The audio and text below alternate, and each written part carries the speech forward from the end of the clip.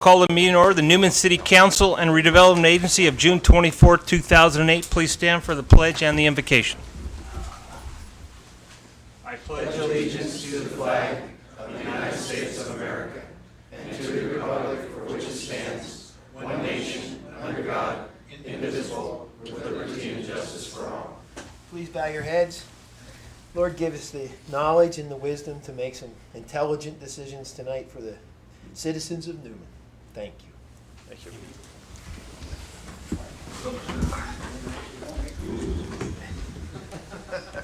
Thank you, Ted.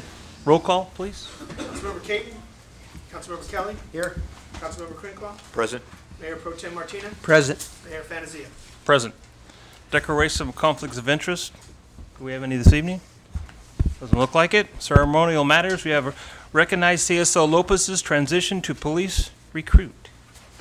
Thank you, Mr. Mayor and council members. It's our pleasure tonight to recognize Edgar's sort of departure from the department, I guess a temporary one. But Edgar's been with us now for about the last year as our code enforcement and community service officer. Done a fantastic job with that program, and really I think has taken it farther than anyone ever imagined or had hoped. So we're very, very pleased with his performance and what he's done for us in the last year. So in that regard, we're sorry to see him go, but we're also very excited because hopefully soon he'll be a police officer. Edgar will start the police academy as a police recruit for the city of Newman on July 7th. It's a 6-month academy held here at the out on Crows Landing Road at the Sheriff's Regional Academy.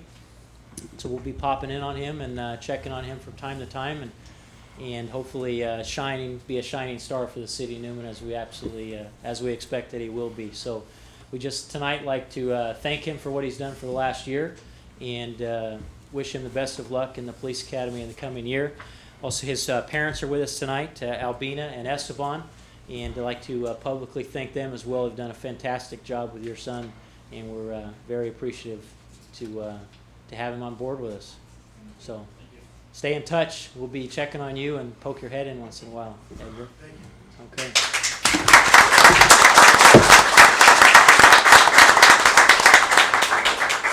Thank you, Chief. Edgar was on the top of my phone complaint list there for a while, but that's a good thing. It was ahead of baseball. He was doing such a good job. People were complaining about stuff that should have been cleaned up for years, so he did a great job, Edgar. Mayor, if I may, Edgar looks pretty spiffy tonight. Maybe we ought to He have him come does. up and say a few words to the council. Come on, Edgar.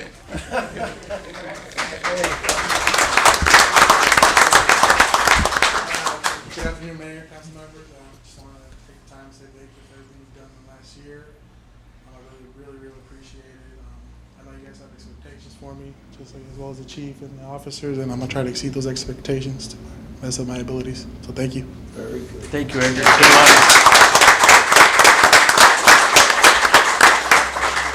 Keep an eye out for him on Crows Landing Road. You see that group running? Right, Yeah. right. Edgar will be in that group somewhere, so give him a honk or two. Don't hit him. How will we notice Edgar? Hey. Yeah, the hair. He'll be leading the pack, right, in the run.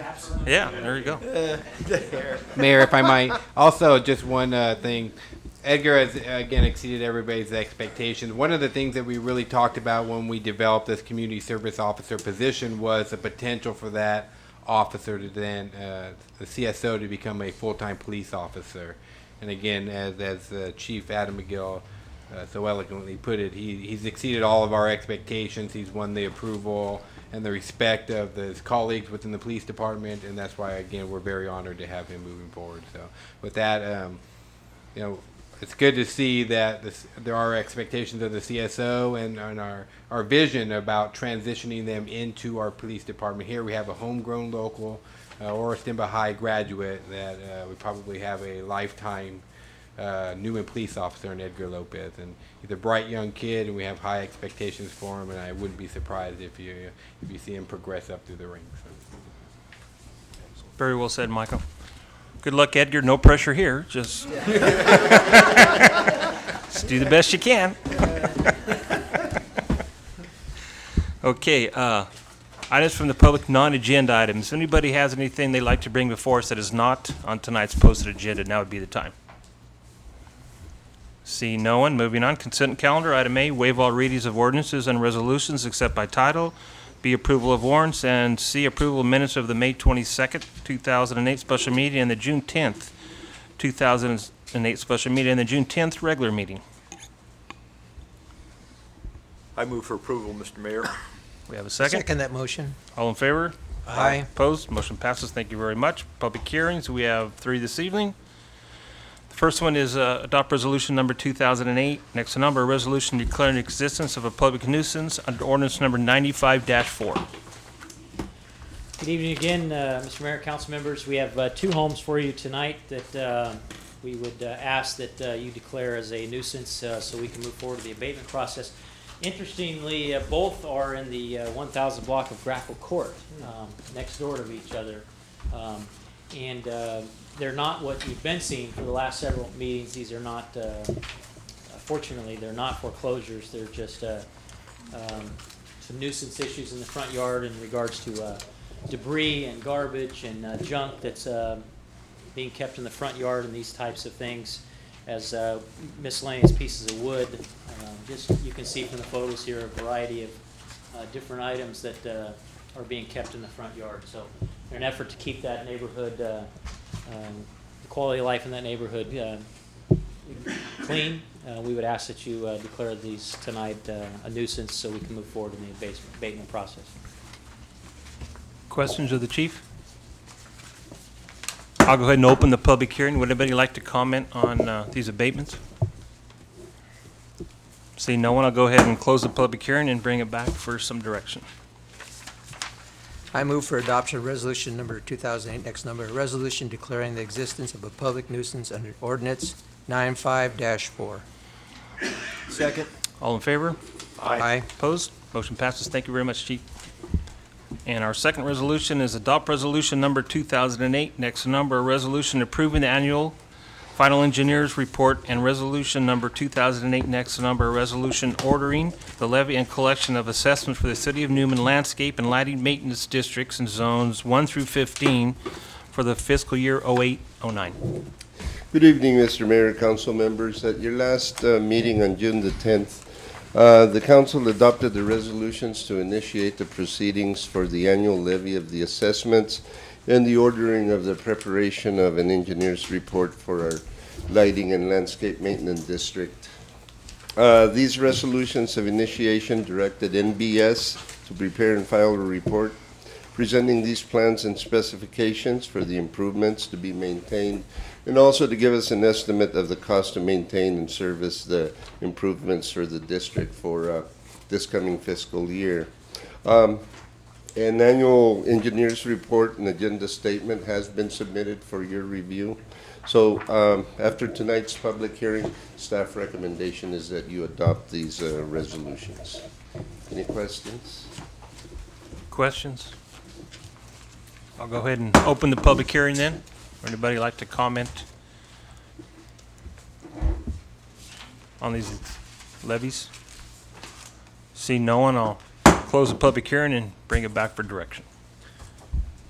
I make a motion we adopt resolution number 2008 XX approval final engineering report and resolution ordering the levy and collection of assessments for the 2008 and 9 fiscal year. I second that motion. All in favor? Aye. Opposed? Motion passes. Thank you very much. And our last public hearing this evening is accept the water system master plan.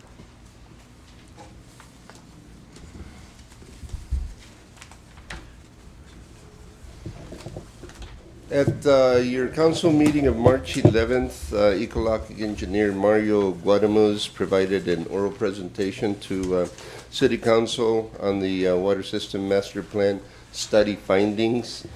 And then the plan was made available for public review and comment. Comments, questions, and concerns were submitted by Claremont Homes, Hearthstone Builders, and Associated Engineering during this review and comment period. The letters are included in your report for review and information, and also the responses from Ecologic to these comments are also included in the report. At this time, council may choose to discuss the comments and/or responses to this issue, or you may simply choose to adopt, accept the water system master plan as was submitted to you. Tiffany Knapp from Ecologic is here if you have any questions regarding the water system master plan. Questions? No questions? Okay, I'll go ahead and open the public hearing. Anybody from the public like to comment on the water system master plan? See no one, I'll go ahead and close the public hearing and bring it back for direction. I so move that we accept the water system master plan. Second that motion. All in favor? Aye. Opposed? Motion passes. Thank you very much. Regular business. We're going to skip to item F, which is adopt resolution number 2008, next number, a resolution approving the 2008 countywide transportation financial expenditure plan. We are, Grace this evening has Carlos Yamazon, the senior planner with Stancog here, and he's going to give us a brief report on what's been happening. Thank you, Mr. Mayor. Good evening, Mayor and members of the Houston City. I'm sorry, that's where I was last night. That's why I figured we'd get you out of here, Carlos. So you've been going to meetings every night. We're going to get the same thing they got last night. Newman City Council, excuse me. Happy to be here. Real briefly, what you have before you is the 2008 Countywide Transportation Financial Expenditure Plan. Actually, the recommended action tonight is a culmination of activities that actually started with the Stancog Policy Board adopting the proposed framework that's the basis for the plan that you have in front of you. Since then, the Stancog Policy Board has directed the Technical Advisory Committee to work with staff to develop the plan that's before you. At its June 11th meeting, the Stancog Policy Board, by resolution, adopted a plan and directed staff to forward the plan to the respective city councils for adoption. Since then, we've also hired a consultant to do environmental impact report for the plan. That public hearing was closed yesterday. There was only one comment that was submitted, and that will be finalized and brought back to the policy board. We've also hired Martino Graphics, a local firm in Modesto, to start the public outreach and education plan. A real brief summary of the expenditure plan. It is a 20-year plan, projected to generate $700 million over the 20 years. There are two major components of the plan: the local traffic improvement and maintenance program, which is approximately 50% or $350 million worth of the plan, to be allocated over the 9 cities and the county. The primary formula for that was either an allocation based on the local sales stack or population, taking the greater of that amount, and then taking 98% of that. So I don't know if you have the plan in front of you, but on Table A, you can see that, for example, for the city of Newman, over the entire 20-year period, based on the projections, approximately $6.775 million, or approximately $338,793 every year for the next 20 years if the plan is adopted. The second component is the proposed capital corridor improvements made of 3 major corridors. The North County corridor, ranging approximately from Route 99 to about 6 miles of Oakdale to the east on Route 120. The Central corridor, which is essentially the State Route 132 corridor from the western county limits to the city of Waterford, and the Southern corridor, or the West Main Folkerth Road, which stretches from 99 on West Main to I-5. The remaining schedule of activities is the approval of the expenditure plan by the respective cities, such as yours. Tonight, actually, Turlock and City also have the plan, and the last 2 cities will be Oakdale and Patterson next week. Hopefully, with a majority of the cities adopting it, the plan will be forwarded to the Board of Supervisors for their adoption, and requesting the Board of Supervisors to place the measure on the November 2008 ballot. The Standcog Policy Board is scheduled to adopt the plan based on the respective adoptions by the city councils at the July 9th Policy Board meeting. At that time, I'll take any comments or questions. Questions? Also on page 11 of this report, it's broken down also, City of Newman. There's a specific breakdown actually of the project list by cities, as well as a graphical map of the projects that were submitted by your staff as well as respective city staff. So a lot of hard work, Mike Holland, your city managers, with all the other city managers and Standcog staff, really working towards a plan that is really something that the county can really buy off on. There's a lot of accountability. There's an independent oversight committee that's going to be formed to watch over the plan and expenses and to produce an annual fiscal and performance audit. So there's really an attempt to create a plan that's accountable to the people and developed through a very open process.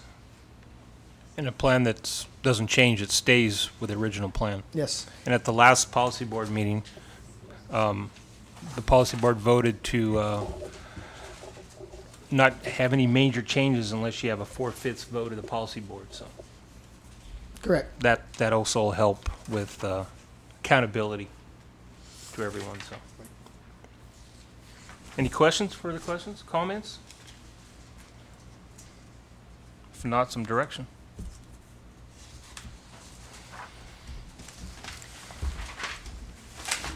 Make a motion that we adopt the resolution approving the Stanislaus County 2008 Transportation Financial Expenditure Plan. I second that motion. All in favor? Aye. Opposed? Motion passes. Carlos, thank you very much. Thank you, and with your permission, I'll excuse myself from the rest of your council meeting. Yes, definitely. Thank you, you. Carlos. Carlos, you can be excused if you know where you're going. I'm just heading east. Okay. When do we get our first check? That's the major question.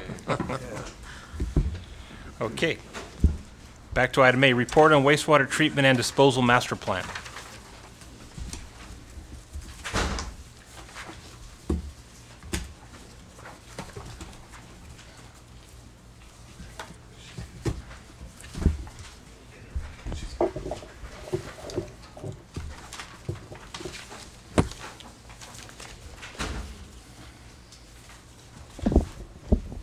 All right.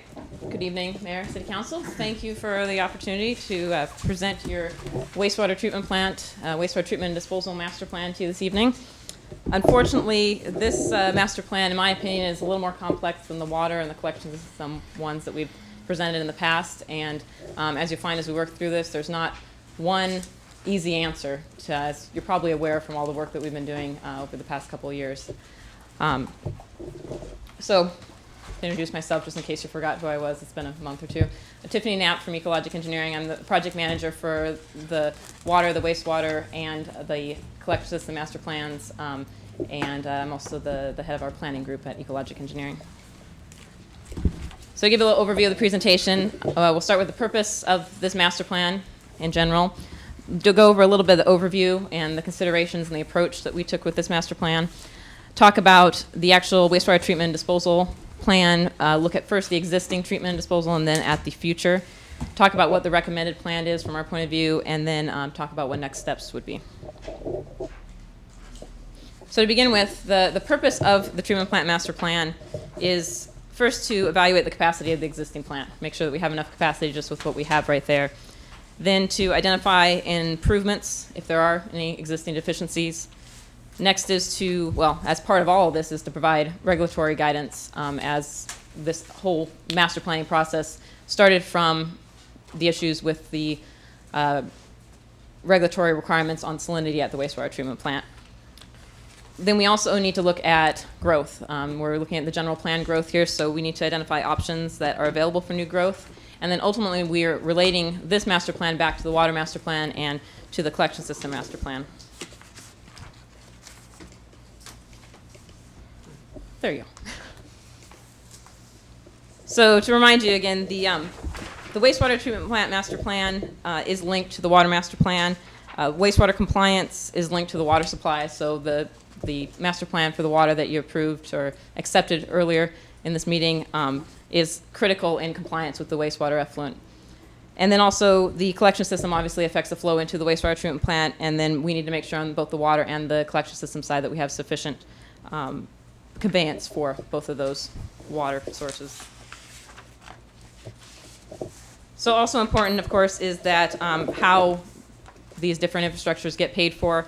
Everything we're looking at, the existing residents already have an investment in their infrastructure, so they're only paying for any upgrades that are needed or improvements to achieve regulatory compliance. And then the new residents fund either new facilities or their share of the existing facilities. And ultimately, it's developing a plan where the users pay for their share of their infrastructure.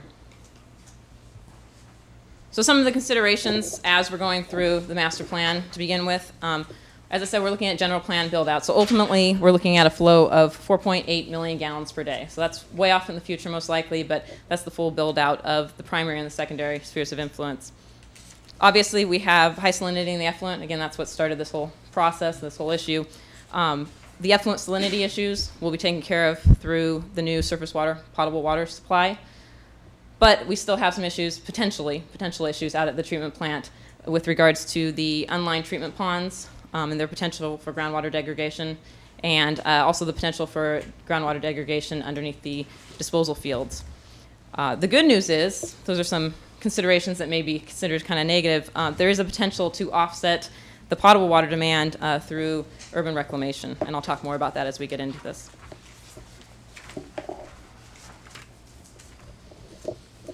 So part of this, obviously, as I'm talking about, is the groundwater degradation issue. And there's an assessment going on now, but it's something that'll take several years to really get data back. We have an indicator monitoring well. There's monitoring wells out in the disposal fields, but it's not something that we have an instantaneous answer to. So the purpose of this master plan, the approach that we took, was to bracket the extremes of treatment requirements in order to give the city the most flexibility. So you have the extremes, and as you get the results from the groundwater degradation assessment, you can decide which direction or what place in between those extremes you actually get to sit. And then have the flexibility to adjust the plans from that. So ultimately what that means when we're talking about the extremes is that if the treatment plant is not impacting groundwater, if our indicator monitoring well says everything's good, not a problem, then we can continue using the unlined ponds for treatment for the existing residents, and we could potentially expand with pond treatment for the new development as well. The one caveat being that unlined ponds are not considered what they call best practical treatment technology, BPTC technology now, so the regional board would require those ponds to be lined. But it's basically the same similar type of treatment using mostly natural aeration with potentially some mechanical aeration added to it. The other extreme is that there is some impact from the treatment plant to the groundwater. And if there is an impact, then we're looking at a more extreme option of, one, the new residents would be required to go to a more mechanical, higher level treatment. And there's the potential, depending on what type of groundwater degradation we're seeing, for the existing users to have to shift out of the pond. So we're looking at the very extremes here. I'm not saying one or the other is happening at this point, but we want to make sure we're looking at those two extremes so you know what the range is of things to consider. There's also alternatives within this, and actually what you'll see as we go through the presentation here is kind of one side of the extreme, but maybe one of the alternatives within there. Tiffany, can we ask questions as you go along, or you want us to wait? No, go ahead and ask questions as we go along, please. On the part where it says wastewater treatment expanded with similar treatment for new development, you indicated that we would probably have to line our ponds with new development? Yes. As even if unlined ponds have the potential to degrade groundwater because of the leakage that can occur through them. There's been studies that have done, and this is much more detail within the master plan itself, but there's been studies that have been done that show that there actually isn't degradation taking place. So that may be what's actually occurring at the treatment plant right now. We may not have an issue, and that's what we're hoping to see, what's actually happening out there. However, the regional board doesn't accept that as being good treatment technology right now, that the pond systems that they approve actually have to be lined just because there is the potential for that groundwater degradation. So at what point does that kick in as far as expansion? For expansion, any expansion beyond the permitted capacity of the existing plant. would require some sort of line treatment process, whether it's lined ponds or whether it's a more mechanical treatment plant. At this point in time, that's 2.69. That's it's 1.44. It's build out of the city limits can be accommodated in the existing treatment plant, with the caveat of some things I'll talk about in a second. Okay, thank you. So that actually brings me to a really good point. Lead into a reminder of what the flows are. Currently, the measured flow is 1.1, and build out of the city limits adds an additional 0.3. So as a reminder, that's 1.4, which is just on a sanitary flow basis is the capacity, or is the permitted capacity of the treatment plant. So that's what the permit says right now. If you do, as a side note, if you do look in the permit, you'll see a different number. That number is based on a maximum day. So we're relating everything back to an average flow. So average flow 1.4 happens to be what the collection system can handle, and also happens to be what build out of the entire city limits as they currently are, what kind of flow comes from there. And then as we get into the primary sphere, there's almost an additional 1 MGD of flow, 1 million gallons per day of flow, and another 2.5 from the secondary. So there's a total of almost 5 MGD once we get out to full build out of the general plan, both primary spheres of influence.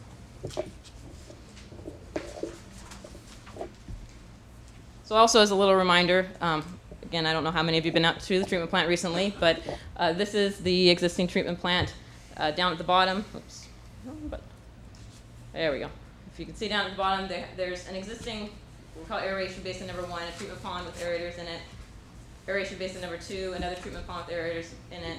A big oxidation pond right here that is not mechanically aerated. It's just uses surface aeration and wind and algae to aerate it. There's an existing storage basin here that stores the effluent during the wet weather season. Hopefully soon there will be a new storage basin here.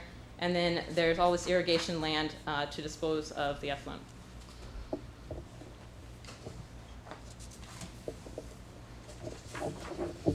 So going into the actual assessment of the current treatment plant as it stands right now, the current treatment plant is currently slightly overloaded at peak flow and peak load conditions. And we're not at peak flow, we're not at peak load, but when we start extending to the peak loading, which is the peak organics coming into the treatment plant, and the peak flow, we are seeing overloading conditions. And basically, there's just not enough aeration being added. So we looked at a couple different options for achieving that permitted flow and reliably complying with the permit. The first one listed up there is a third aeration basin and an influent flow split to all the aeration basins that I just pointed out. So in each of these, I'm going to briefly go over these, so if you do have more questions, let me know. They're described in more detail in the master plan, but I don't want to spend too much time because there's more exciting stuff towards the end of the presentation.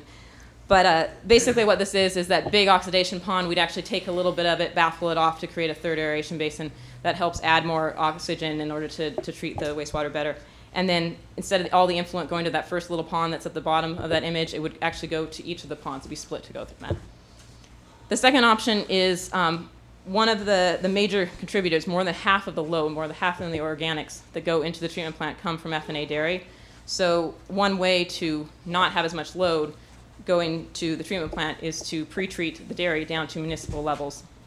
So we looked into what the cost and what the effect of treating the dairy down to municipal levels, and then what we'd also do at the treatment plant is add in some flow recirculation, which some of it already exists, but we'd actually extend that. And then the third option is actually replacing that smaller aeration basin number 1, again at the bottom of that image, with 2 new lined, again they'd have to be lined, but 2 new aeration ponds that would be lined and would replace that smaller one there. So when we look at these options, obviously there are costs associated with these. What we found is that the option 1, with baffling some of the oxidation pond to create a third aeration basin and splitting the flow, would have a cost at, if we consider what we would need in aerators and facilities at permitted flow, that cost would be $3.2 million. And there is a decimal place in those numbers up there, just in case you're straining to see. The second option would range from 4.8 to 5.2. About 2 million of that is the actual pretreatment at the dairy itself, and the range there is because of how you actually end up conveying it to the treatment plant. And then the third option is about 6 million. We recommend option number 1 for a couple of reasons. One, it is the lowest capital cost. So in that way, it is appealing. It does have slightly higher operation and maintenance costs than some of the other options, particularly when you're just looking at the wastewater treatment plant operation cost. For the second option, to pre-treat at the dairy, there's an operation cost involved with that wasn't factored into looking at that being a higher cost. Another reason is it is the most flexible option as far as operations. Lance actually commented on that as well, that it looked like that one had a lot of flexibility for how he can run the treatment plant. And then maybe even most important, second most important behind cost, is that there's has the least investment in new infrastructure. We're putting a baffling in, we are adding some flow split, where we're not creating new basins out there. And the reason that this is important is if there is a significant groundwater degradation, which we're hoping and looking towards not having, but if there is one out there, we don't want to have to put a lot of investment into the existing treatment plant and into new facilities that then eventually would have to be abandoned, and the existing residents would have to go to a new treatment process. So this one really, there's the least investment in infrastructure, yet it really does solve the existing issues. So that's the existing treatment. Now we're on to what to do for the future, what to do for the primary and secondary spheres of influence and any new growth. And as we already recognized, just a reminder, the effluent salinity issue is being taken care of through the potable water supply project. But there we have the other concerns about either groundwater degradation in the ponds or from the ponds into the groundwater. And then also it's actually groundwater degradation due to nitrogen in the disposal fields. So regardless of that, there's basically 3 different types of treatment out there, and I'm going to talk a little bit about those and then how they relate to some of the considerations for this city in particular. The first is line treatment ponds. So again, that's basically the status quo, but with the exception of having the ponds lined. The second is what we call secondary treatment, and nitrification, denitrification. That's just the process that removes the nitrogen from the wastewater so that you don't have that degradation occurring. So you'll see that nitrification, denitrification, or nit-denite on a lot of slides coming up. And then the third option is tertiary treatment. That's currently what's considered really the highest level of wastewater treatment, and that's that nitrogen removal process as well as filters or membranes to get it to a tertiary level standard. So this is kind of a summary of what I just said and what we'll go into a little more detail, but basically, fundamentally, disposal governs treatment. So how you're going to dispose of the water governs what kind of treatment you actually have to have and what level that treatment has to be. If we're looking for more flexibility, if that's just either needed or if it's desired, so that you can actually dispose up here in these green with, we'll start at the bottom, maybe some surface water discharge. At times, there's restricted agricultural reclamation, which is what's currently done. There's unrestricted agricultural reclamation, which would be on potentially on food crops. And then up here at the top is urban reclamation, which is landscaping, parks, green belts. There's even cities that use front yard and backyard irrigation of treated effluent. So that type of disposal method requires this treatment process, the tertiary level treatment process, that's either what's called an MBR, which is a membrane process, or that nitrogen removal process with filters in order to have that type of disposal. Down in the blue here is the secondary level of treatment. Secondary level of treatment's only still going to get restricted agricultural reclamation, which again is the basically reclaiming the water on fodder crops. So there still is a benefit to it, but there's a limited amount of crops that you can actually apply the water to. That does have a benefit beyond the existing level of treatment in that if we follow this line up here, we can add filters or membranes to it pretty easily, and then we get back up into these green as far as our treatment or as far as our disposal options. And then the bottom one is the treatment ponds in general. And again, the same restricted reclamation, and there is this line here that does get you up into the green. However, this treatment process is it's not normally considered an easy upgradable process to upgrade ponds. So it's listed in there as it is a possibility, but it's normally very expensive to upgrade ponds and to get them from the pond secondary or pond treatment level up to a tertiary level. So now talking a little bit about each one of those. The line treatment ponds, again, basically ponds with a liner to prevent that leakage to groundwater. Only disposal option is restricted reclamation. And this is where we run into that upgradable option here. The ponds don't reliably do nitrification, denitrification, so we can't reliably get the nitrogen out there, and therefore that causes the potential for the groundwater degradation, and that's what we're doing studies on to see if that's actually occurring. As I said, it can be upgraded. Those generally considered not upgradable, but it's a very significant cost to do so. And then also, if we're talking about unaerated ponds, which would be the oxidation pond, that big pond that's out there right now, the lining of large, well, let me back up a second. We're talking about unaerated ponds. You have to have a very large surface area to achieve the same type of treatment that you have with a smaller surface area and putting aerators in, and then an even smaller surface area mechanical treatment plant with aerators and concrete structure and that kind of thing. So if you're talking about unaerated pond, it has to be very large. That's why that oxidation pond out at the treatment plant is very large. When you start lining very large ponds, it gets incredibly expensive, as you see in a second here. So basically, this would be one of the options on one of the far extremes, is being able to continue expanding with ponds, but it doesn't leave many options for disposal, and also doesn't leave very many options if groundwater degradation is found in the future. So the next level up is that secondary level treatment, and again, basically you have the flow coming in, you move on to this secondary level treatment that removes the nitrogen, some sort of disinfection, still have the storage, and then restricted reclamation. But this process, it's very easy to add in filters to bring it up to that next level of treatment, bring it up to the tertiary level. So it's very upgradable in the future if it's needed. And also has a much smaller footprint. So what I was trying to say before about big ponds, no aerators, a little bit smaller ponds with just the splash style brush aerators, you can get much smaller if you go into a mechanical treatment process. So that footprint could actually most likely be fit on the existing treatment plant site. We wouldn't have to buy more land for the treatment. It would only need more land for storage and disposal. And it's more costly than aerated ponds, but it's actually less costly than unaerated ponds. And again, that goes back to lining those big unaerated ponds. It starts to get prohibitively expensive. And then the other note here on the very bottom, or the very bottom of your pages, is that separation of FNA dairy wastewater is probably needed. And basically what happens, the ponds are very good at accepting the high load from FNA. We're a little bit limited right now, but in general, ponds, because the wastewater stays in the ponds for so long, they can handle big spikes, they can handle big loads, because it all kind of acclimates in the ponds for 30 days or 20 days. And so they're very good at handling those kind of loads. When you move down to a secondary or tertiary level treatment process, they have a really hard time handling those really high loads. And so it would, again, be very, very expensive to try to treat aerobically that high load. And so you'd actually want to separate out and definitely pre-treat in that case. So this is also a good option if, as a city policy, you don't want to pursue the degradation studies, or you don't want to risk having that possibility of groundwater degradation in the future, because there is that ability to upgrade. So finally, tertiary treatment, there's a couple options there you saw from that big overview slide.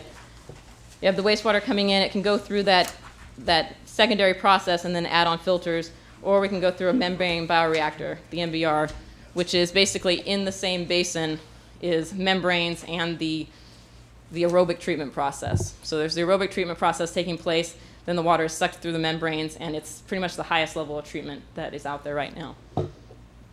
And then from there, you go on to disinfection, storage, and then much more treatment or disposal options available after that. And so I put the second line here, unrestricted reclamation. It could be unrestricted reclamation. It could be agricultural reclamation. Basically, it opens up the door for many more options. So this, as I said, is the highest level of treatment. It also has a very small footprint. So again, it could fit on the existing site.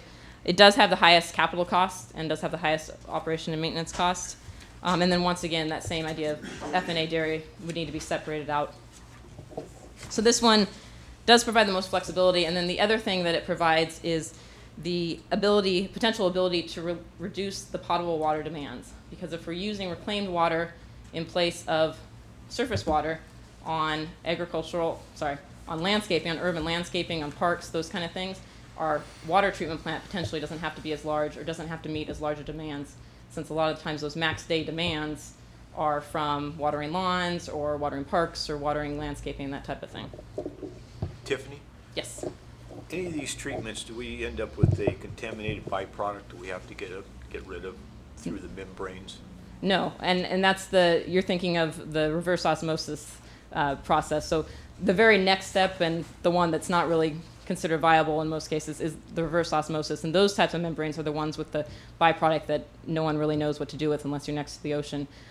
These type of membranes, you end up with the same type of sludge or biosolids either way. You do have to treat that, but it's just the organics and the heavily treated organics, and then you could actually apply that to agricultural fields depending on to what level you treat the sludge. So that's a very typical byproduct of wastewater treatment. It's not a toxic or disposal limited treatment or byproduct of the treatment process.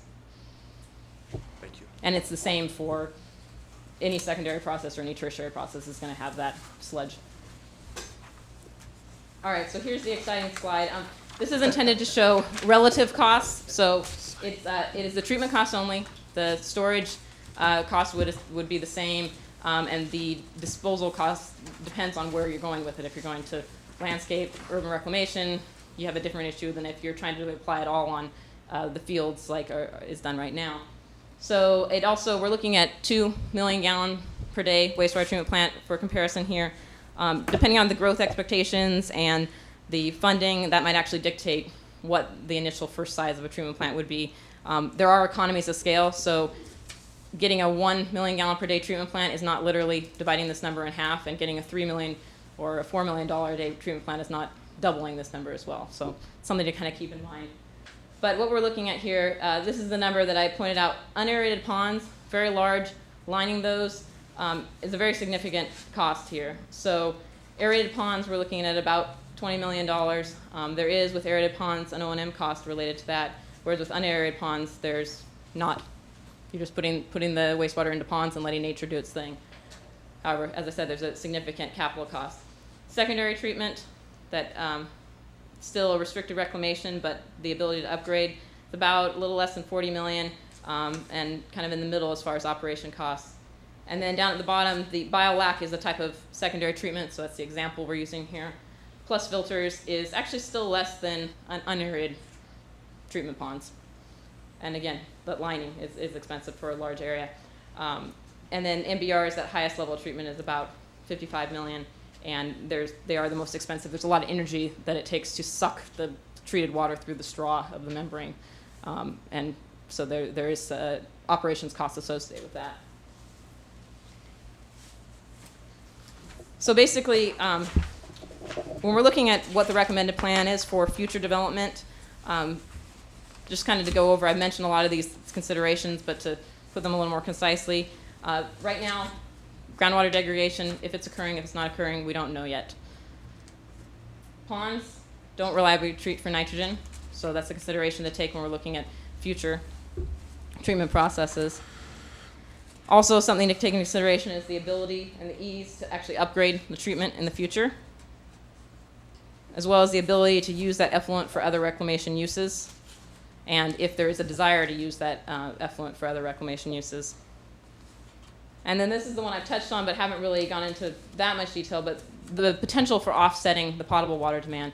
Putting a big investment into this drinking water treatment plant and the cost of buying water from California Aqueduct and all those sorts of things, is there a way to actually reduce how much water is needed, how much of that fresh water is not only purchased but also then treated and then distributed by using reclaimed water for, again, landscape purposes, parks, those kind of things that can actually offset that, and especially offset it when it's needed the most, which again is the peak day demands, peak day in the summer, those types of things.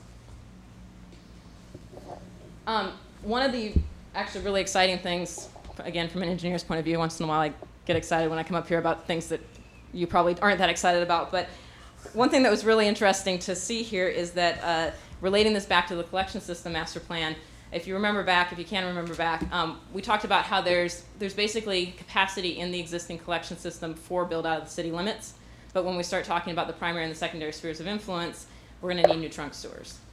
What this actually does is it creates a very logical separation between the existing users who have already put that investment in and the new users and what their next level of treatment might be, whether it's the ponds or whether it's an MBR.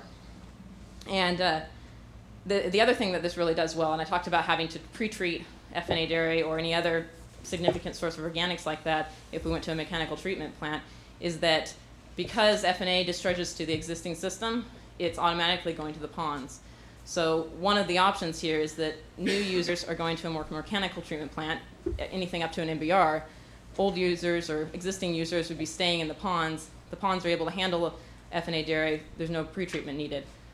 Most systems out there, most cities out there, you don't have that logical separation between existing and new users, and if there's industry in town, most of the time it's going to end up being combined in with the municipal wastewater, and then trying to separate that out, you have to go to something like pretreatment. So that is, again, that's a little bit exciting to have that. Few cities actually have that option. And it gives this nexus between the higher level of treatment, and also if the city chooses to go towards a high level of treatment and then landscape irrigation or urban reclamation, the part of the city that's going to benefit from that is new users. And basically that's because this last line, it's very expensive to retrofit existing users, existing infrastructure for what's called purple piping, which is the reclaimed water piping. However, if it's part of the city design standards and it goes in with all the other pipelines that are going in, you've already got your water infrastructure, your wastewater infrastructure, throw in a reclaimed water pipeline as well, that incremental cost is pretty minor. So trying to go into an existing city, tear up the roads, add that in, it's prohibitively expensive. So what this means is that the residents, the new users that are paying for a higher level of treatment would also be benefiting by that offset and the reclaimed water. So this is that same kind of, hey, there's a connection between all these master plans and all these sources of water and what we do with them and that kind of thing. I added a couple more words to it, but basically, again, you have your wastewater treatment plant master plan. We're accommodating growth. We're talking about maybe a different level of treatment between new and existing. And ultimately, we're looking at regulatory compliance. We have to keep the regional board happy, and we have to really protect public health and the environment. That's what it all comes back to. There's the potential here for, potential here to offset that potable water demand. And down here, we have our water master plan that's giving us our improved potable water quality, which is going back up into the treatment plant master plan, which is improving our wastewater effluent.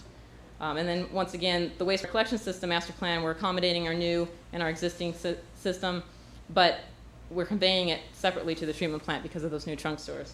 So there really is a linkage between all three of these systems. So our recommendation is really to allow for the most flexibility in the future. This is really a one-time opportunity to create a plan that's consistent with regulations, and you're able to use those resources. There's a path you can go down, and depending on which path you choose, you kind of get yourself down there. And that goes back to it's very difficult to retrofit existing systems. So once you start planning for a certain level of treatment, and if you have to back up from that, it's much more expensive than just planning for it to begin with. And then, if you overplan for it, then you're able to refund money instead of go back and ask residents that are now your existing residents for more money. So basically, part of that recommended plan is to diversify the effluent disposal options. Give yourself more options out there than just restricted reclamation. And at the same time, still acquire more disposal land so that you have the ability either to use it in the interim or the long term for disposal. And then assume that new development will treat its wastewater to tertiary standards. So you're assuming this so that you're collecting funds related to you so choose, a membrane bioreactor type treatment plant, so that you have the ability to construct that should either groundwater degradation require it, or should you decide that it's cost beneficial to offset the potable water demand. And in that same note, plan that future parks or urban landscaping or those types of things will be using tertiary effluent. And basically what that means is just modifying those city design standards so that the purple pipe goes in, whether or not you end up using it or not. Again, it's a very small incremental cost compared to then trying to go in and do it after the fact. And basically what those last two connect to is developing a revenue program that funds this way, that the new users are paying for the new infrastructure and the existing users are paying through their rates only for that infrastructure that they are actually using and that's already there. So the next steps says you have in front of you, there's obviously this presentation itself and then the executive summary from the wastewater treatment plant master plan. A little differently than how we did the other two master plans are that I would like to get, and Ecologic would like to get some feedback from both staff and council so choose on a lot of these kind of what's been thrown out today, because it is, as I said at the beginning, I think a little more complicated. Maybe that's just because I'm have my fingers in it even more than the other ones, but there's so many issues here related to policy. There's so many issues related to what you actually want to do in the future, that we'd like to get a little bit of input before putting out the draft master plan to the public. But then we'd expect to follow the same procedure as the other ones, where there's a 30-day public comment period, and then city council adoption acceptance. In that process also, we're continuing this assessment of the treatment plant's impact on groundwater, because ultimately that's what's helping us decide which direction to go in. So that's an ongoing thing. Obviously continuing the potable water supply project, because that's kind of the crux of solving the salinity issue, which really is the major issue. And then also importantly is looking into the revenue program to look at how to make sure that we're collecting sufficient fees for new development, and make sure that we're able to fund any of these smaller projects, just to make sure the treatment plant as it is right now is whole. And then the existing improvements we talked about back at the beginning, there are some things that are needed to fully get the treatment plant out to a reliable capacity for treatment. So with that, thank you very much. And if you have any further questions, feel free to ask. If on that, on your dream sheet, what do you, no, and this is excellent. You did a nice job. I understood, I think, most of it. What do you think the cost would be? Just a guess. I mean, we're not going to hold you to this, but I mean, what do you think? I mean, that you would like to see done? I mean, you're very close to this. What do you think it would cost us to do it right? To do it right for to meet any all the regulations and all that, and the nitrogen and all this other stuff. and we're talking full build out of the city limits, or just in No, for let's say the next 15 years. 15 years. Well, if we look back, so the primary sphere of influence is about 1 million gallons. I can't recollect off the top of my head how much of that's supposed to build out, but say it is 1 million gallons per day, or maybe even 2 million gallons per day. We're looking at that number that was put up there. So if we're talking dream world, I would recommend going for an MBR, because that is the highest level treatment. Yeah. Those costs, now if it's not constructed right away, that treatment technology is coming down in cost, because it's not, 5 years ago it was a brand new technology. Now pretty much all new treatment plants that are put in California are MBRs. So as they're being used more, obviously they're being perfected. There's more manufacturers who are competing to do them. Right now we're estimating 55 million in the future. Yeah. It may be a little bit less, but yeah, that's so somewhere probably in the 45 to 55 million. And actually, to fully answer your question, that's only treatment. So add another 2 or 3 for storage, and add another 2 or 3 for disposal land if you're not immediately going to urban reclamation. So around 60 million. Probably. Plus 710,000 a year to run it. Just to run Plus, it. yeah, plus a cost to run it. Tiffany, speaking of storage, are we any closer to breaking ground on our new storage pond with the board? I hope so. The regional board has had some internal reshuffling about how they're looking at things. So we're talking to them constantly. Because of that reshuffling, we have new people on Newman's case type of thing, and so they're getting up to speed on what the issues may or may not be. I'm pestering on a weekly basis the regional board to get an answer. So yes and no, and actually I'd turn to either Ernie or Michael about how quickly we're pursuing that. But unfortunately we are losing the construction season a little bit, but fortunately there isn't a lot of growth going on in the city, or unfortunately, depending on how you look at it. From a wastewater standpoint, fortunately, so it's maybe not as critical as it has been to absolutely have it built. However, one thing I will say is part of that pestering of the regional board is that we are making sure they understand that it is not the city who has been delaying this whatsoever, that it's the regional board that is, we've been waiting for an answer from them, and we'd be happy to move forward as quickly as possible once we get that answer from them. Yeah, because we're about to go through a second summer of waiting for them to come up with an answer. So to me, that's unacceptable from them. Yeah, and we'll be, in fact, we're in the process of carefully constructing a letter to that effect to make sure they understand that. Again. You don't want to make them mad. Yeah, carefully constructing is the key there. Politically correct. We'll be needing to write a letter to the supervising person of that department, because We cannot get anything out of the person who's handling it. May 21st, they had an internal meeting. Today is June 24th. I have not heard a word from them. Although the iBank called me today and said they got a phone call from her. The iBank. Yeah. But they haven't called us, or we haven't received a letter. Since we submitted our WDR report, RWD, report of wastewater discharge. And we submitted that in like March after all the stuff they asked. So it's very frustrating. So I guess the long and short to your question is no, we're not any closer. And no, we're not going to get it built this year. Were they asking questions to the iBank of just if our loan is approved, or what? Why were they calling the iBank, I wonder? That's an excellent question. I wish they would speak to us first because we're the ones with the questions, not the bank. So, but in all likelihood, Council, we will not be doing that project this year because we're running out of time. Exactly. What gives them the power to talk to the iBank? Do they have the right to do that, since I would consider it to be a transaction between the city and the iBank? That's another excellent question that I plan to pose to that lady's supervisor. It's none of their business, is it, in essence? I agree.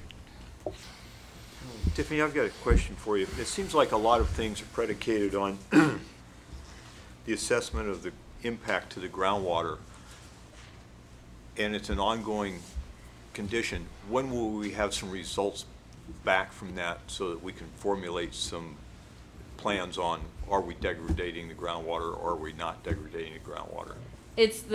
We should have the first set of sampling here very, very, very soon. However, first set of sampling is just one point in time, so it's the type of thing that really it's most beneficial to have a year or 2 years worth of data to really look at it, make sure there's not some outlier or some weird sampling technique or something like that. So without putting a definite endpoint on it, I'd say it's a year or 2 years to really get a good feel for the data and see what's going on. The first couple samples, maybe I'll say, and these are, I believe, quarterly samples. So the first handful of samples, 2 or 3 samples worth, will start giving us a direction. And I think from there, if we're seeing something that's really alerting us, there may be the interest to put in another well or to look at how things are relating and that type of thing. So we might get an indication of what direction we want to go after the first couple samples, but to really get a full assessment, we need a couple of years worth of data. One of the other things we've talked about, and we talked about tonight, was an external source of clean water. And I didn't see how, if we acquired that source of water, one of our problems is salinity. This would solve a lot of that. How that affects this whole scenario. With this whole scenario, the assumption is that we are obtaining the cleaner potable water source, and so the issues with effluent salinity at the treatment plant are being taken care of through that. If that for some reason isn't the case, or we don't go that direction, then we're back to that being the major issue at the wastewater treatment plant itself too. So everything tonight is predicated on we're going with the potable water source, and that's the solution for the salinity issues. Does that answer your question? Yes. So before we can react on this or take the next step, we need to know those two considerations. The effect of I would say before you go about actually constructing any new infrastructure at the treatment plant, yes, you definitely want to know what's happening in the groundwater out there. You could potentially start planning for one of the extremes or somewhere in the middle. Without that, there is the potential that you start headed down one road, and that's what I was kind of talking about. You head down one road, and if it turns out that there aren't any groundwater issues, everything's fine, and the city's comfortable with, hey, let's just keep doing ponds, refunding that extra money that was collected from the new development. So, and that's something that I won't say there are many cities out there that are doing that, but there's something that there are several cities that are looking at that type of thing, just to make sure that they're able to, if 2-3 years down the road there is an issue, they're still able to cover that.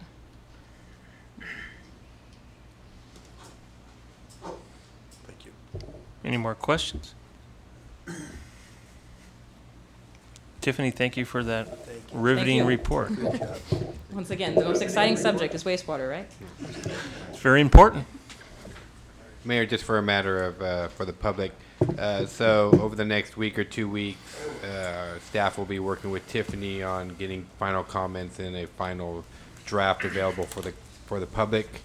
We will probably make at least the 3 groups that asked for them and made comments, and the last one we'll make phone calls when those are available. Otherwise, on July 8th, we'll probably announce a date that we will be starting our 30-day comment period.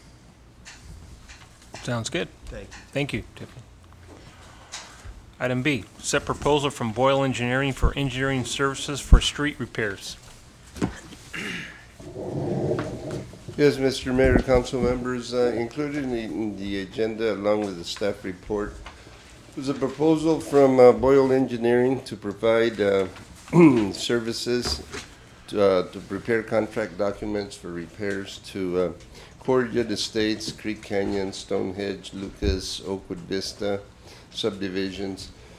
It also includes the Amy Drive area and the Basil Court area. The project would consist of applying slurry seals, fog seals, extensive crack sealing to prevent water from intruding into the street base. The street asphalt surfaces are getting old. They're losing their elasticity, the loss of oil content in the material. So this is what's been causing the cracking. And once this happens and water gets under there, the deterioration of the street surfaces will accelerate rapidly. City of Newman has applied for the state's Prop 1B monies, and we should be receiving $400,000 in addition to the annual gas tax money sometime in mid-July is what our engineer tells us. And of course, we can use this money to make these repairs in an effort to extend the street life in these areas. So staff recommendation is that we approve and accept this proposal from Boyle Engineering for the construction management services for $18,400, not to exceed that amount. It will be an hourly time and materials basis. Any questions? Questions for Ernie? If not, some direction then. I so move that we approve and accept the proposal from Boyle Engineering for services for street repair for $18,400. Second that motion. All in favor? Aye. Motion passes. Thank you very much, Ernie. Item C, adopt resolution number 2008, a resolution approving the city of Turlock, who we're going in partners with, San Luis County Home Consortium Federal Fiscal Year 09-010 Agreement. Thank you, Mayor. Our planner's out sick today, so I'll go ahead and take this one. As you know, for a number of years, the city of Newman has been participating in a CDBG Community Development Block Grant Program, as well as a home consortium arrangement with the city of Turlock and Stanislaus County. Today we are looking at the home consortium and again continuing on with that relationship. What that does is it allows us to have a certain amount of money allocated to the city of Newman as part of the project. I believe we have out of the money that we're looking at this year, one of the programs that we're looking at is starting a first-time homebuyers program. As the cost of housing has come down, that makes it more affordable to actually use these funds in a proactive way. So one of the programs you'll see out of this home consortium and this money that we'll be using is a first-time homebuyers program that will be administered by the home group out of the city of Turlock. So with that, we need the council to approve this agreement and authorize the city manager to execute so we can continue forward with collecting those monies and expending those funds. Questions? If not, direction? Did you say direction? Yes. Okay. Make a motion, we approve the home consortium agreement with Turlock. I second that motion. All in favor? Aye. Aye. Opposed? Motion passes. Thank you very much.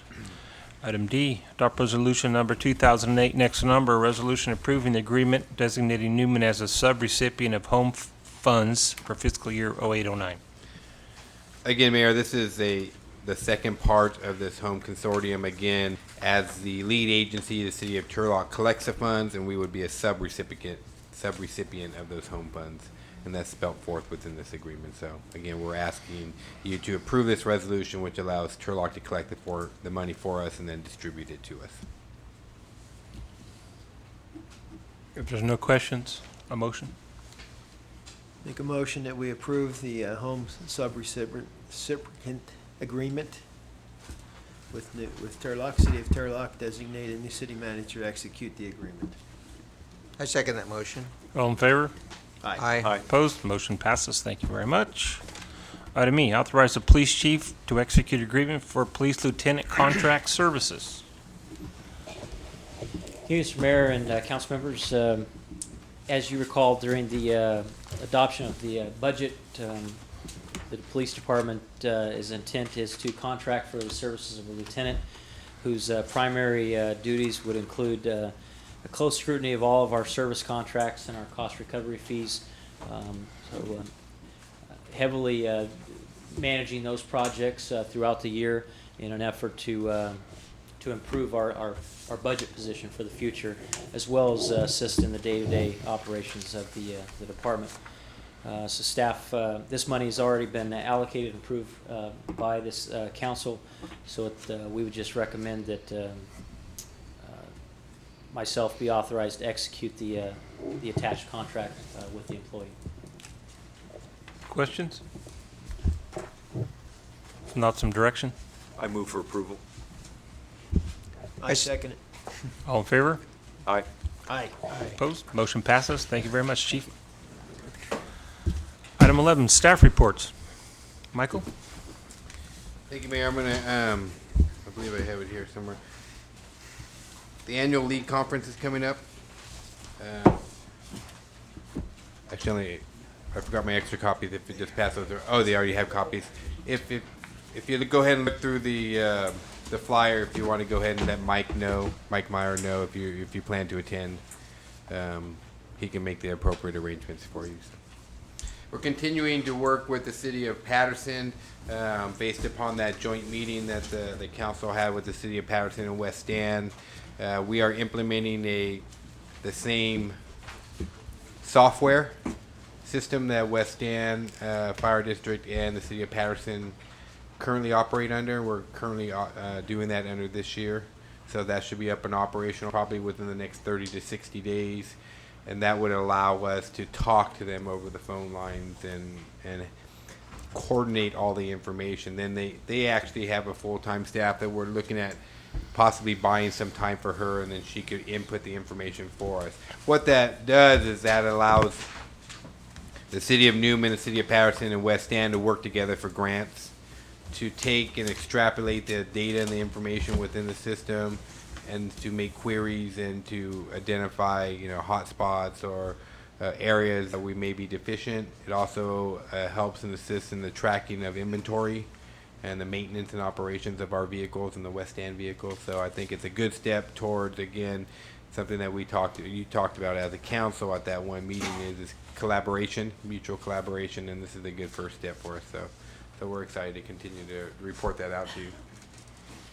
On July 1st, which is a week from today, will be the next Plaza Committee meeting. That means at 3:30. That'll be here at the City Council meeting. All the ladies that were here were invited, and we definitely invited all the other members of the Plaza Committee to attend that as well. So, and just to touch briefly on the Regional Water Quality Control Board that the mayor had asked about, probably last week or so, Ernie and Lance and I have been continuing our talks about how we need to proceed forward with the storage basin, and we feel as a staff is we're very disheartened because as a staff and trying to represent this community, we've been proactive in getting out there and sinking the monitoring well that they asked us for.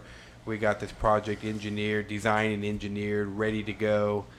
And then the Regional Water Quality Control Board, which we had an oral agreement with, has been dragging their feet since November of last year.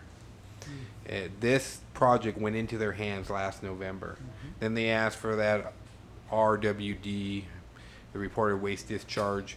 So we expended the extra funds to do that. We submitted that to them in March. They had 30 days to comment to us, to ask us for additional information. Since March, we haven't heard from them. So we have our engineers continually contacting them, and we can't get word out of them. I've made personal calls to Wendy Weil, who's the supervising engineer. Can't get any word back from her. So ultimately, we're going to send a letter to Ken Landau and also CC our state senator and our assemblywoman Kathleen Galgiani to make them know that we cannot continue just to not get response. These are agencies that are supposed to be our partners in helping us protect the environment. We thought we're doing the right thing by moving forward and being proactive with these projects, and we get a lack of respect and response from them, and it's very disheartening. So I would suggest you just contact your legislators and ask them if they would make a phone call. We will. That would probably be the expedient way to get the results that you want. We will. Thank you. That's all that I had, Mayor. Other staff reports?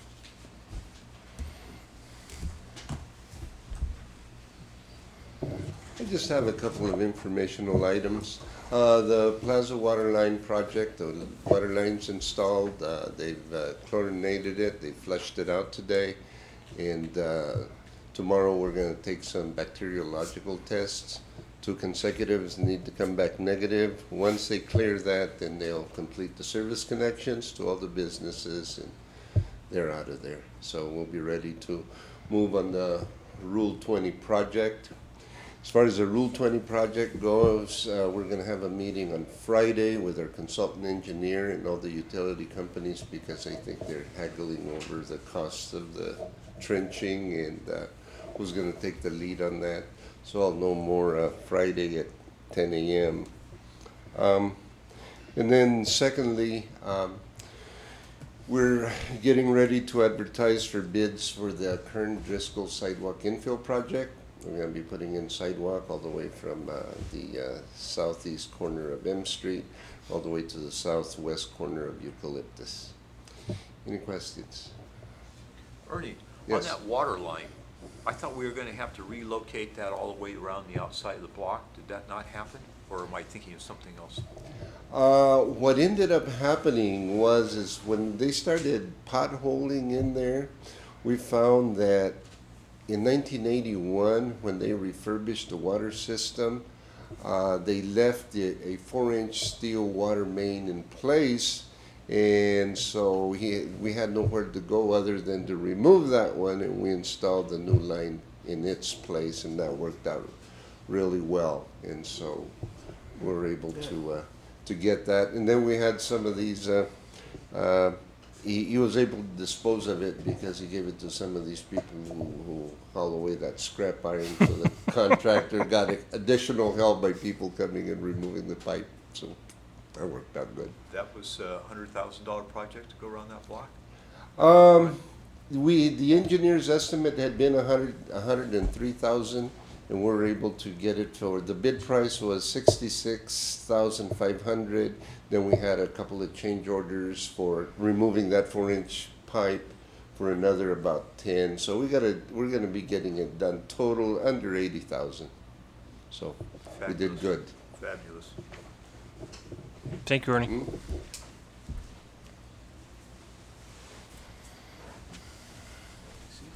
Also, just have a couple of informational items. The department's very excited and pleased to offer, beginning July 1st, applicant process for live scan will be open here at the department.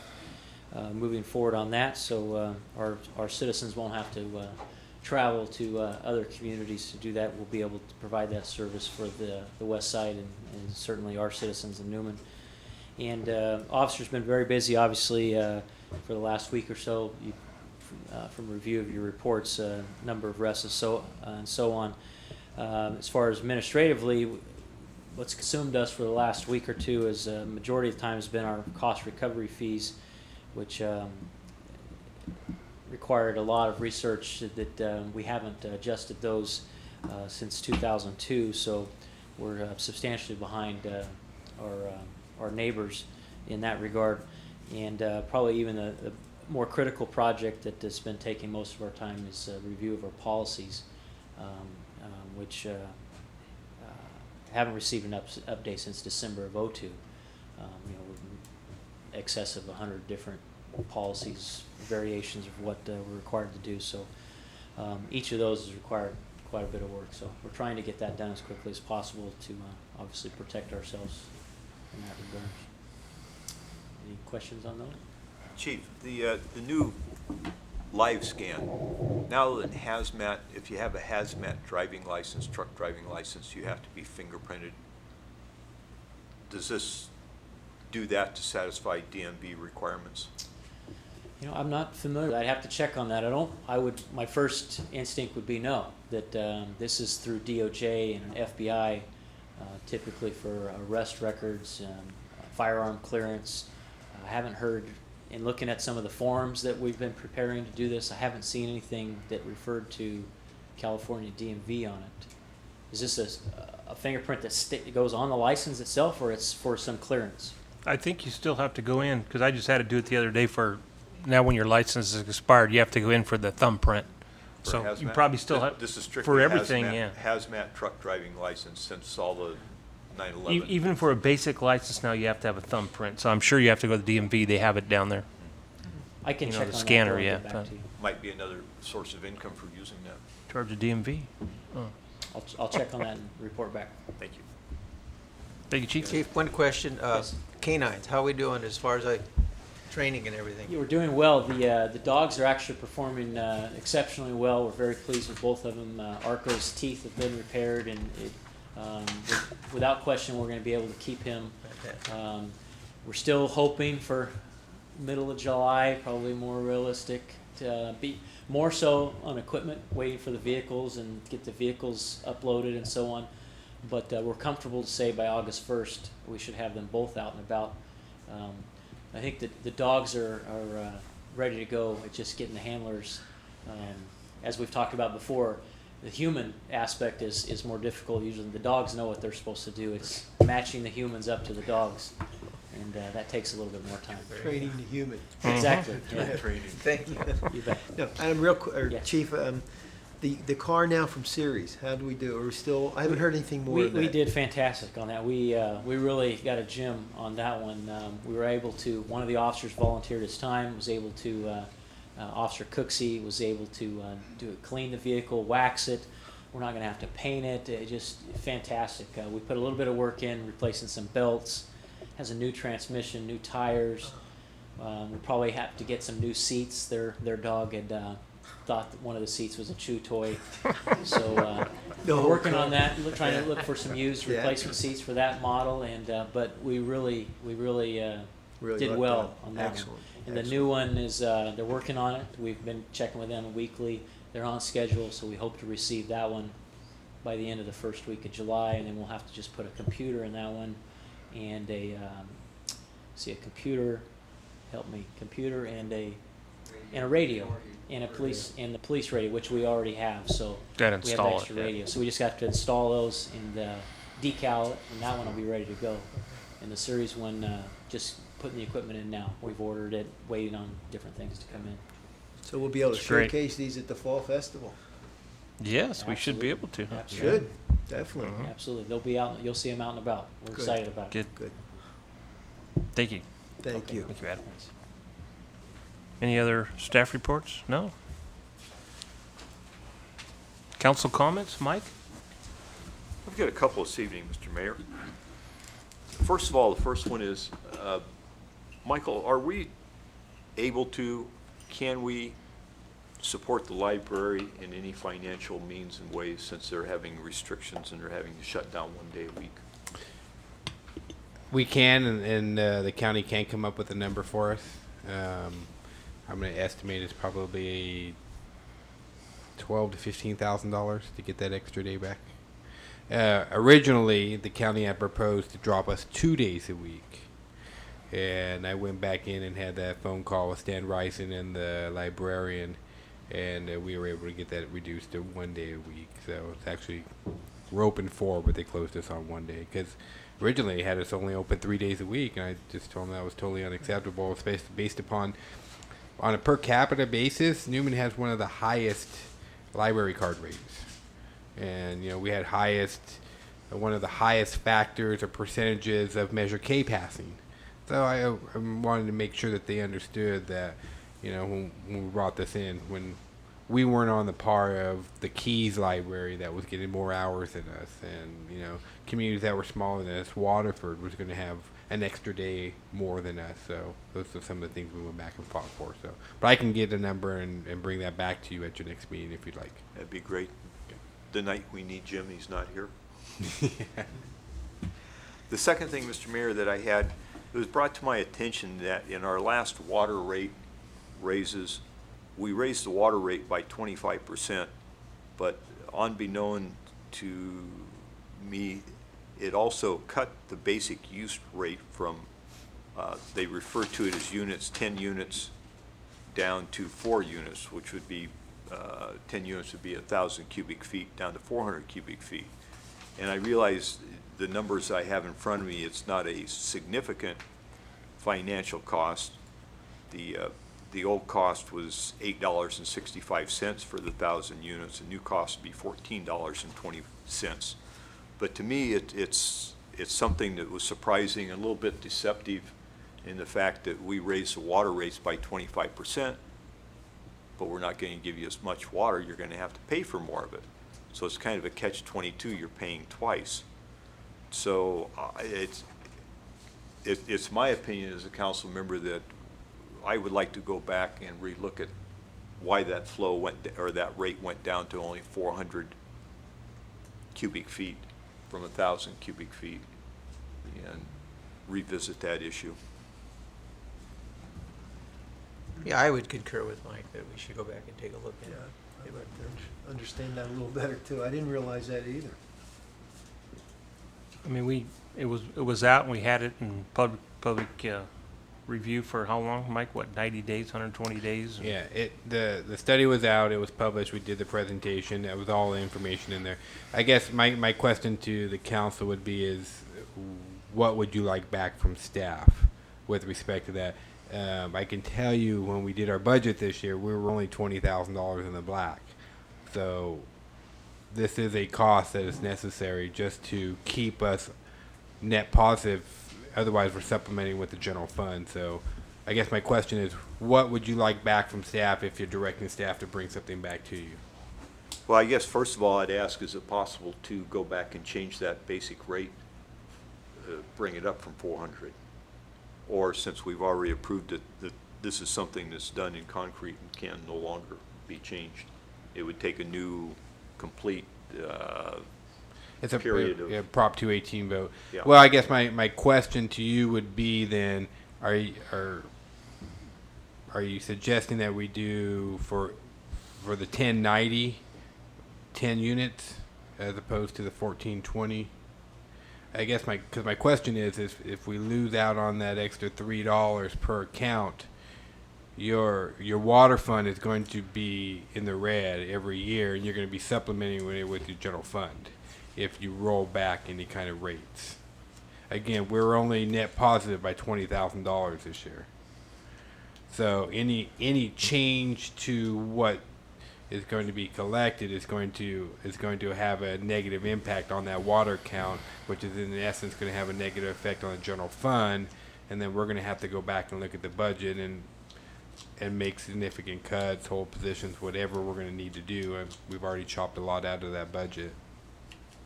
I would suggest in these fiscal times, we can revisit it next year, in next year's budget again.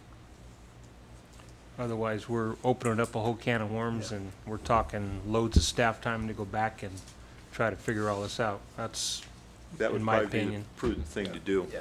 Okay. But make a note that We will. to come back in next year's budget and look at that. Thank you, Mr. Mayor. Thank you, Mike. Bob? I have nothing tonight, Mayor. Nothing? Thank you. You want me to say something? If you'd like. I want everybody to get ready for the fall festival. It's coming up, so save your money and be ready. We're going to have a great fall festival. You are getting the wine, right? And the Newman Fall Festival Committee is always looking for new, fresh people and ideas. If you want to volunteer, Absolutely. feel free to contact the mayor, who's the chairman, Councilmember Martina, who's also a big supporter and Newman Fall Festival Committee member. You can contact either of these gentlemen and volunteer your time. Appreciate that plug. Thank you very much, sir. Ted? Just a couple here, Mayor, please. The banner, Mike, anything new on that? I hate to keep bringing that up. Banners, trees. The Mike- banners and trees. Yeah, Mike is trying to be in contact Coach Casey to see what it is that they would like to have out there displayed on their site. He's been trying to work through Season Cope and a few other people to get And her to still call, hasn't and she hasn't been responded? able. Yeah, he hasn't been able to get a hold of her. Probably It is- vacation and everything. It's a vacation year and it's during the summer, so he's still working on it. Mike's pretty diligent about that. So. Phyllis? Yeah, I went over to Orston because I went to see if they wanted to be in the parade again this year, and they said most of the seniors have split, either gone off to college or have moved out of town or something, so they're not going to be in the parade. The So, softball team we isn't. can still have the banner, but Yeah. they're not going to be in the parade. Baseball team itself, you mean? Yeah. No, I believe Councilman Kelly's looking for potentially putting a banner up at their baseball diamond to again talk about their sectional championship. So again, we're just trying to work with them to do something that they want out there as well. Yeah. So to make sure it's designed appropriately. No, what I'm looking for, they have the big banner out there and it looks very nice, but just something, a little banner, another, just a simple thing like another sectional. Right. And that's all, just hang it from the main banner and just start moving those little banners all the way across the field. I like that. But thank you. I appreciate Mike trying to help there. It was brought to my attention tonight that there's some graffiti, and I saw it and like a dummy forgot when I walk every morning over there at Ranchwood where the soccer field is. Some idiots have put graffiti right on the wall that's right behind, as you look at the soccer field, the wall's there, and it's just horrible. And I'd just like to make it known, Adam, if you could have somebody, Chief, take a look at that, please, and see what they can do. They already did it in that hallway that Ernie and his crew really did a nice job trying to sandblast that and everything else. I just can't imagine why. It's beautiful, and they destroy it with that junk. And love to find those. I know you got the people before. I'm just curious if we could find out, too, who might be doing this. Sure. I would really appreciate it. Thank you. That's it. Thank you, That's Mr. it. Mayor. Thank you, Ted. Mayor, if I just may, just to piggyback on Councilman Kelly, in the past, the city has had a reward program, and we're looking at reinstituting that.